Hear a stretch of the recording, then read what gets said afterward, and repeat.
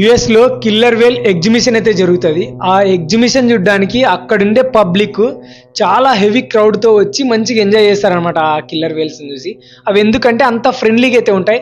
అక్కడ కూర్చున్న వాళ్ళ మీద అవి వాటర్ వేస్తూ ఎంత ఫ్రెండ్లీగా అయితే ఉంటాయి అనమాట.